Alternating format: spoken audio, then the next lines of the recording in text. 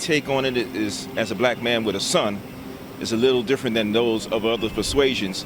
When I send my son out on an errand to the store, my mind is always, is he going to come back unharmed? Is he going to come back alive? I think those fathers of other persuasions, their concerns are not as great as mine. Their greatest concern might be, is my son going to get locked up for drunk driving? Is he going to do something? Mine is that, is my son going to come back alive? Those have been my concerns since he's been able to go out on his own. And so I'm taking it from a black father's perspective. I think the black man is not even treated as a second-class citizen. A second-class citizen does have some rights, but a black man is considered less than an animal, less than the domestic house dog. The black man is feared and revered at the same time, but the black man doesn't realize this himself, and so therefore it's like he continues to allow the treatment that he gets from dominant America. So basically, I like to start off with the elementary school young boys in America and how they grow up, starting from like inside the school, and how the school got these behavior disorder classes that's first of all programming their mind straight from there. Because like all kids have like some type of, all kids are very hyperactive, but the system is set up to attack the black kids as far as like to put them on different medications and on this different stuff. And they know that the black woman is the single woman in the household, and she don't know better. She can't read all these big terms and stuff. So they bring her in and they sit her down and they intimidate her with these big words, and she's signing her baby life away, and they targeting the black boys starting from the elementary school, like as far as putting them in these behavior disorder classes or these ADD classes, putting them on these different medications and so forth. So they start early with that. And so then they grow up into this, like, there's really no role model for the black males in America, because honestly, like, America do give black women a little bit more leeway, not a strong leeway, a little bit more, because it's a tool to help keep black men down.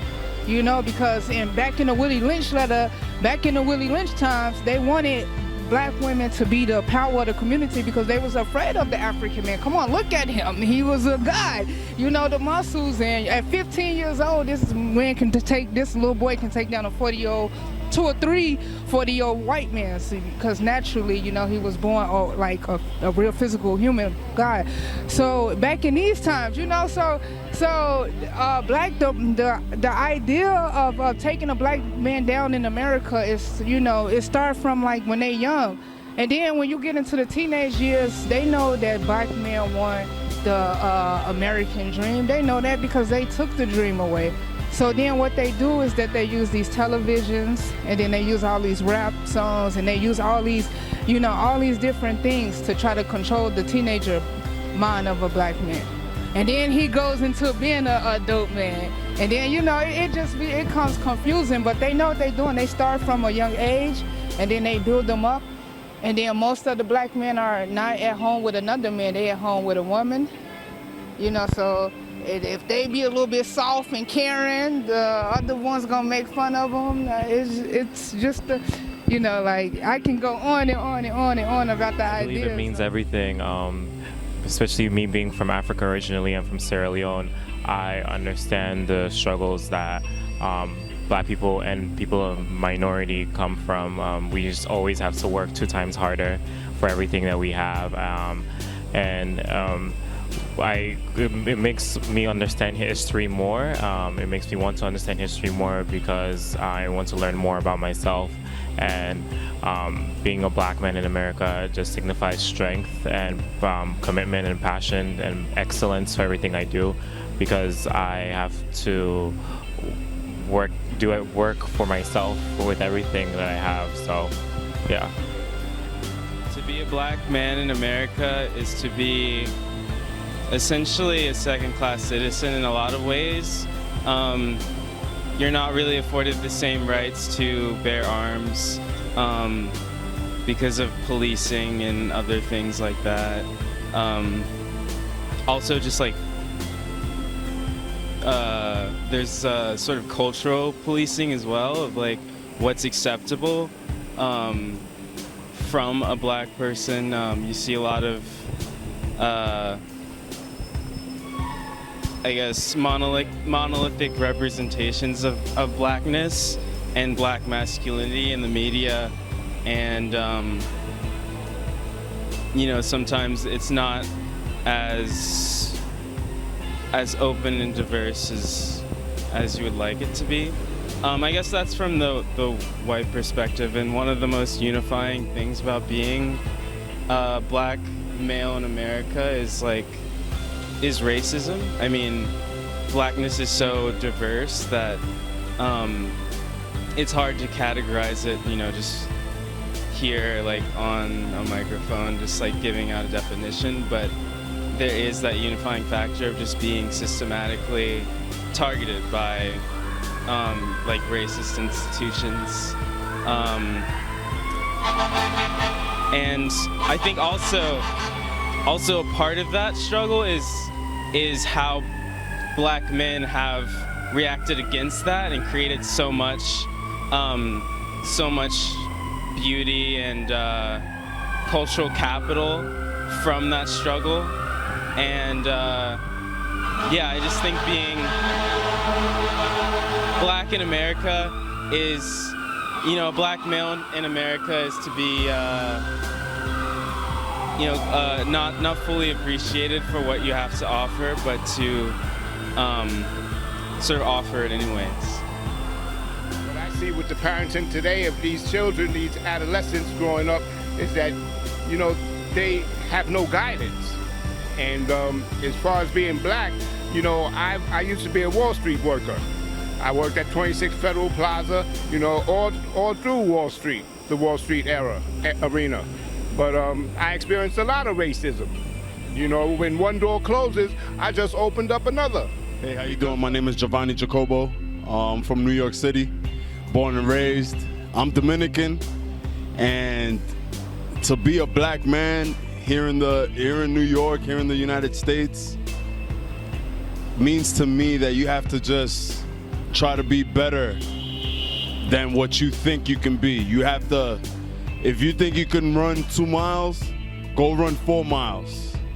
You have to always strive to do more, strive to be better, strive to, I don't know, just be more than what you expected, be more than what you can even dream of.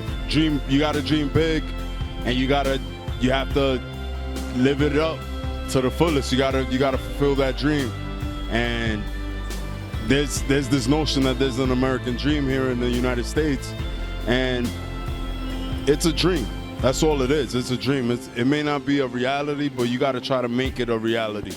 You have to try to make it any way possible. A lot of everything is stacked against you in certain places, but we all have opportunities to make it more than what we think we can make it. Again, that's my theme for this. More than what you think you can be. And that's all I can say. Thank you. Black man in America, that means if you born in here and then your parents born in Africa, you're gonna be African and American people. So everybody, the people is born here don't say I'm not African, I'm so born here. Your parents so come from Africa. So that don't mean no sense. Everybody's together, it's family. Let's go work it. That's it. In all realness, we have to get out of our own way, really. There's a lot of lack of humility and too much ego. And what happens is, not to switch the subject, but we're not really considered a power force in America. Every other race, whether it's Jews, Asians, or whites, Europeans have power structures. If you have two forces that respect each other, they don't have to necessarily like each other, because the Jews might not like the Europeans. They will respect each other because they have economical resources, and they have sources to back them. So, being a black man, I kind of feel powerless to a certain degree in the term of a unity factor, because we don't have that economic resource that we can go after to retrieve the power that we need, the stability, and even the little things is in confidence. You look at our communities, you know, we already see the breakdown and the fabric of our communities through the system and how they, you know, have it set up. And that's not necessarily an excuse, but we even look at the police brutality and the things that are going on, and it's not always about racism, it's about abuse of power. And what happens is we've always had situations where other people and other sources coming in as our communities, setting up Asians, whites, and even with the gentrification that's happening because of the lack of power that we have. So all I want to say is, as a black man, I just want to see more stability and power and unity within our communities. And to get that, we have to really get out of our own way and stop pointing fingers.